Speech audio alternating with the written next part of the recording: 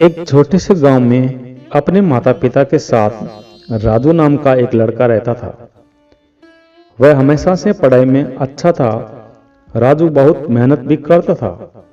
राजू होनहार और एक काबिल लड़का था, लेकिन उसकी एक बड़ी समस्या थी। वह समय का सही उपयोग नहीं कर पाता था।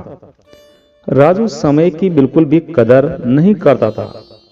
उसकी दिनचर्या पूरी तरह से अव्यवस्थित थी।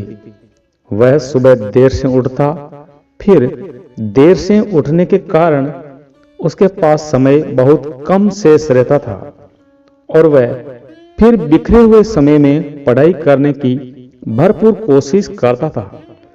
और समय ना रहने के बावजूद भी राजू अधिकतर समय अपने दोस्तों के साथ खेलकूद, मस्ती और बेकार की बातों में व्यस्त करता था। दोस्तों, ये कहानी आपके जीवन को सुखमय, सफल और एक व्यवस्थित जीवन जीने की सलाह देती है। तो अगर आप अपने जीवन को सही ढंग से जीने और भविष्य में तरक्की करना चाहते हो और अपने जीवन को सुखमय और उज्जवल बनाना चाहते हो, तो इस कहानी को जरूर सुने।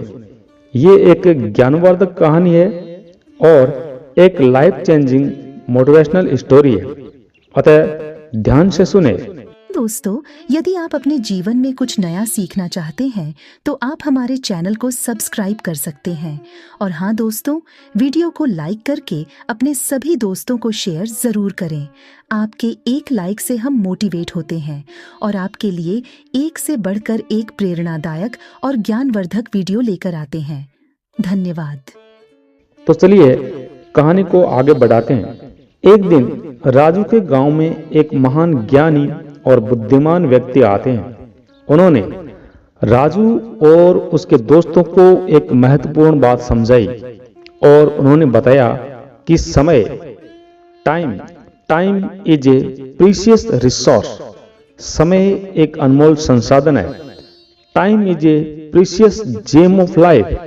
समय एक जीवन का अनमोल रत्न है।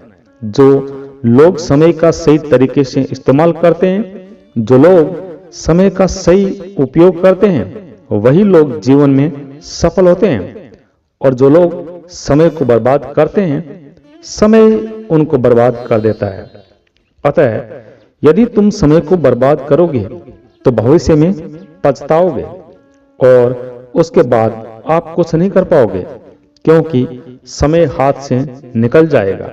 दोस्तों, राजू ने उन महान बुद्धिमान व्यक्ति की बात पर ध्यान नहीं दिया और अपनी पुरानी आदतों को जारी रखा। जैसा जीवन राजू पहले जी रहा था, वैसे ही सब कुछ चलता रहा। और कुछ महीनों बाद जब परीक्षा का समय आया तो राजू को एहसास हुआ कि उसने कितनी बड़ी गलती की है। वह अपनी किताबें देखता रहा, लेकिन सब कुछ उसके लिए नया था और नतीजा ये निकला, उसने परीक्षा में औसत अंक ही प्राप्त किए। इस अनुभव ने राजू को झकझोर कर रख दिया।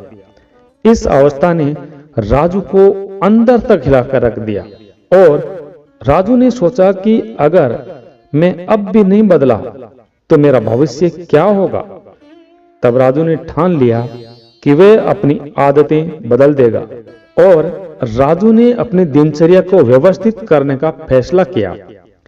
राजू ने सुबह जल्दी उठने की आदत डाली।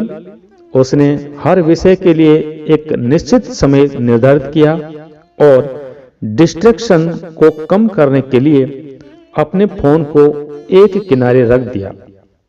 फोन की सारी नोटिफिकेशन बंद कर दी। राजू को पहले तो ये सब कुछ कठिन लगा, लेकिन धीरे धीरे उसने इसे अपने जीवन का हिस्सा बना लिया। सब कुछ व्यवस्थित करने के बाद कुछ समय अपने दोस्तों के साथ शेयर करने के लिए भी रखा। वह दिन में एक बार अपने दोस्तों के साथ खेलने भी जाता, लेकिन बाकी समय पढ़ाई में मन लगाकर खर्च करता था। राजू ने अपनी कमजोरी पर काम किया और हर विषय में खुद को सुधारने की कोशिश की। राजू ने यह भी सीखा कि पढ़ाई के साथ साथ एक स्वस्थ जीवन शैली अपनाना भी महत्वपूर्ण है और राजू ने व्यायाम करना और संतुलित आहार लेना भी शुरू किया। कुछ महीनों बाद राजू की मेहनत रंग लाई। उसकी परीक्षा के परिणाम शानदार आए।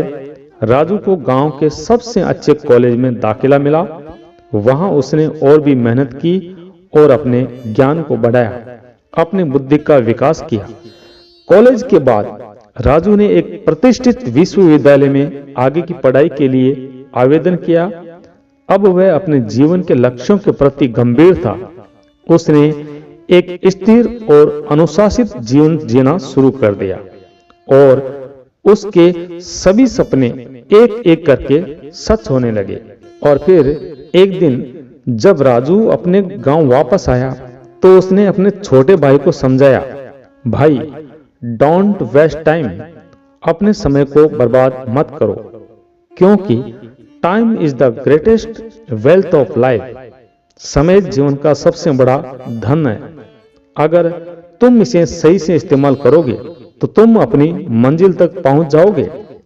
दोस्तों, राजू की कहानी हमें यह सिखाती है कि समय का सही उपयोग करना कितना आवश्यक है। अगर हम अपने समय को सही दिशा में लगाएं तो न केवल हम अपने सपनों को पूरा कर सकते हैं बल्कि जीवन में सफलता भी हासिल कर सकते हैं।